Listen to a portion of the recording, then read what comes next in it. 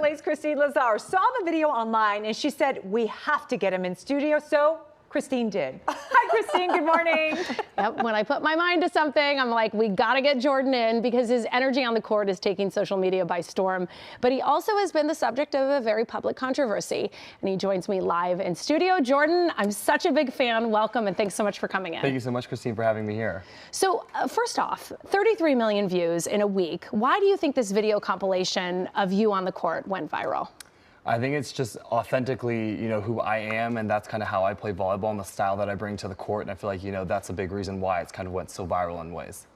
You are definitely a unique character on the field, or on the court rather. Yeah. And we don't always see that, especially with male athletes, especially in sports like volleyball.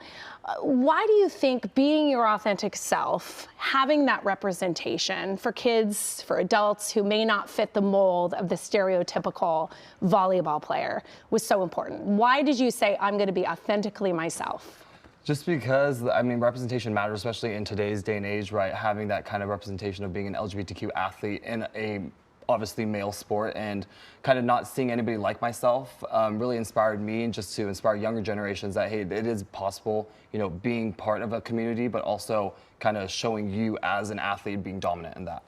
What has the reaction been from the fans, from your teammates, from your coaches? What has that been like?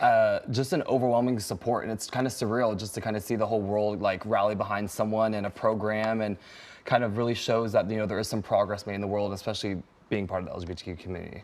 Now, growing up, did you feel that comfortable when you were younger, or is this something you've come into now as an adult? I would say growing up, always was a little bit different, probably around age 11 to 12, and then kind of going into volleyball, like kind of knowing that, oh wow, I can actually have, a talent for this, and that just allowed me to be myself more, kind of as the ages progressed. So last week or the week before, there was news because an announcer, when you were playing UC Irvine, made a comment and said he was surprised that no one had popped you yet for your antics.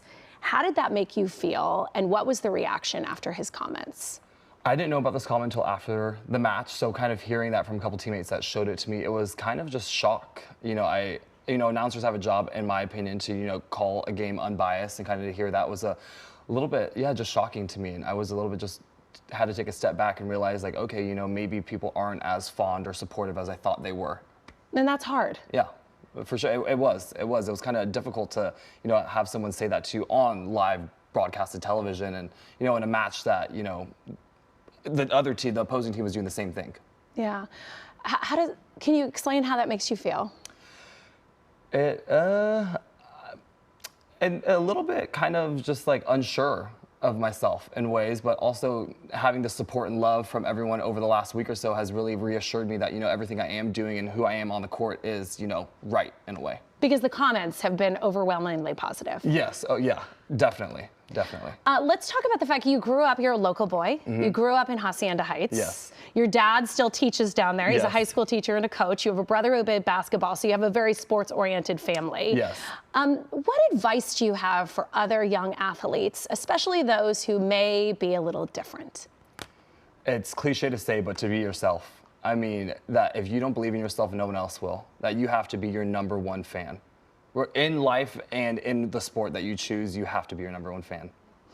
33 million people have watched that reel. I keep hearing from people, when can we go see Jordan play? Because not only do you have these, he called them antics. I call it an amazing spirit on the court, but you're also a darn good player. So where can people see you? My Cal State Northridge team, we play at UC Irvine this Thursday at 7:30 p.m. against UC Irvine in the Big West tournament. So that'll be it.